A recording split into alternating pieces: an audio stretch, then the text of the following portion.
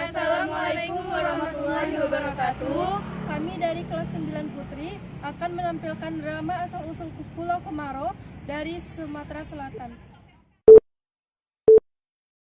Pada zaman dahulu kala, di wilayah sekitar Sungai Musi berdirilah sebuah kerajaan yang bernama Sriwijaya. Kerajaan tersebut dipimpin oleh seorang raja yang berusia lanjut. Sang raja memiliki putri yang cantik jelita. Putri tersebut bernama Siti Fatimah. Sayangnya, para pangeran atau pemuda di kerajaan Sriwijaya tidak ada yang berani meminangnya, karena sang raja menginginkan anaknya menikah dengan putra raja yang sangat kaya. Suatu hari, sebuah kapal dagang dari Cina datang ke pelabuhan dan terletak di Sungai Musi yang dekat dengan istana kerajaan Sriwijaya. Kapal dagang tersebut ternyata milik seorang pedagang dari Cina yang bernama Tan Bun. Selain pedagang, Tan Bun juga anak dari raja Cina. Perkenalkan, nama hamba Tan Bun. Hamba merupakan putra dari Cina. Maksud kedatangan hamba di sini adalah untuk memohon agar Yang Mulia Paduka Raja Sriwijaya berkenan memberikan izin kepada hamba untuk berdagang di Sriwijaya. Negara ini selalu terbuka bagi siapapun saja yang ingin berdagang. Kamu boleh berdagang di sini dengan syarat kamu harus membayar pajak sebesar 20% dari keuntunganmu berdagang setiap bulannya. Terima kasih Yang Mulia. Syarat Yang Mulia siap hamba penuhi. Hamba mohon diri dulu. Setelah mendapatkan izin Raja Sriwijaya, Tan Bun segera menjalankan perdagangannya di pelabuhan. Perdagangan Tan Bun sangat pesat sehingga mendapatkan keuntungan yang besar. Sesuai dengan syarat yang diberikan Raja Sriwijaya, maka setiap bulannya Tan Bun menyerahkan pajak sebesar 20% dari keuntungannya. Setelah berbulan-bulan datang menghadap Raja Sriwijaya, Tan Bun pun kali ini juga datang untuk menyerahkan uang pajak. Namun kali ini kedatangan Tan Bun tidak hanya menyerahkan uang pajak, tetapi juga memiliki maksud lain. Yang Mulia, sebagaimana bulan-bulan sebelumnya, hamba datang untuk menyerahkan pajak keuntungan perdagangan hamba. Terima kasih Tan Bun, kamu pedagang yang sangat jujur. Perdaganganmu sepertinya semakin maju. Terima kasih untuk pujiannya Yang Mulia. Tapi kedatangan hamba kali ini tidak hanya untuk menyerahkan pajak. Hamba juga ada tujuan lainnya. Tujuan apakah itu Tan Bun? Hamba bermaksud untuk melamar Tuan Putri Siti Fatimah. Raja Sriwijaya terkejut mendengar perkataan Tan Bun. Beliau berpikir sejenak, meskipun datang ke Sriwijaya sebagai pedagang, namun Tan Bun juga anak dari Raja Cina. Aku bisa menerima pinanganmu untuk putriku, tapi dengan satu syarat.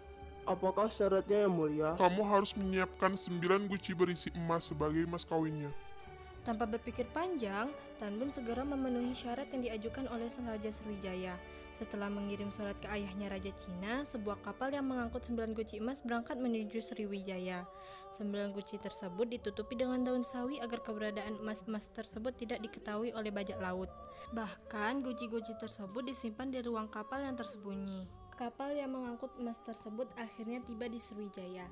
Tan Bun yang sudah tidak sabar segera naik ke atas kapal hendak melihat guci-guci emasnya. Tan Bun pun dengan diantar seorang prajurit masuk ke sebuah bagian kapal yang agak gelap. Di mana guci-guci emas itu? Hamba simpan di bagian kapal yang rahasia, Tuan. Tunjukkan di mana tempatnya. Bukalah jendela kapal itu agar lebih terang.